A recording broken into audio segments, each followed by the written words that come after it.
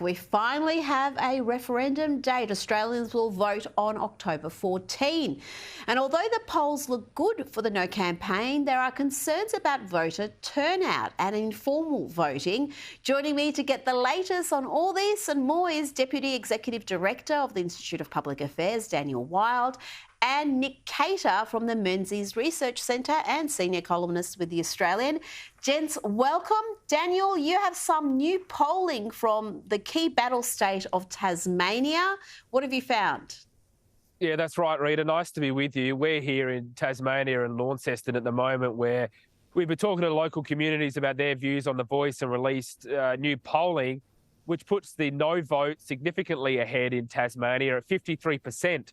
Indicating a no vote, 42 yes, and the rest undecided. That's on a very large sample of over 1,100 Tasmanians, so it's one of the biggest polls undertaken of the state. What's interesting, Rita, is that the no vote is ahead in every single federal electorate, including the electorate of Clark, which takes in Hobart. And what we found is there's three key reasons why Tasmanians have reservations about the Voice. The first is the division that it's causing the community. The second is the lack of information about the true powers and scope of the Voice. And the third is a deep scepticism about the capacity of the Voice to improve outcomes in Indigenous communities. And a lot of people have raised with us the prospect of the Voice being a package deal, Voice, Truth and Treaty, and that's scaring a lot of people, Rita.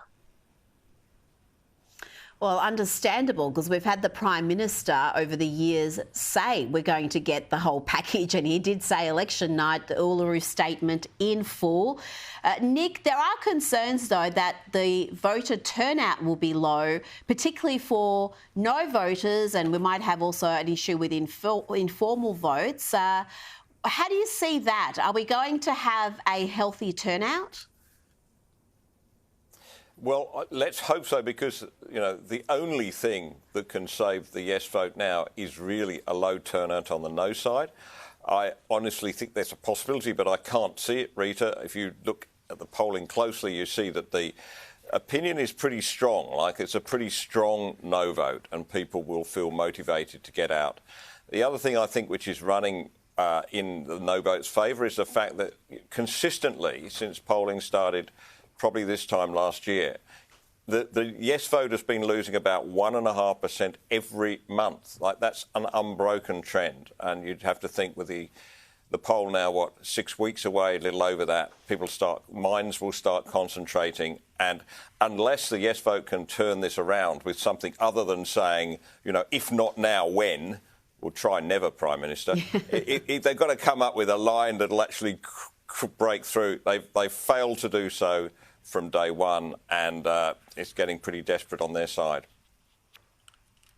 Well, they've got an enormous war chest. I think we're going to be bombarded with messaging like you've never seen before. We haven't seen this sort of money spent in such a short period of time in an election campaign. And I think you can't underestimate the impact of that. Australians haven't counted that. So let's see what happens with that enormous amount of money, plus the free promotion they're going to get from the AFL, the NRL. The grand finals are on 2 weeks before the referendum date.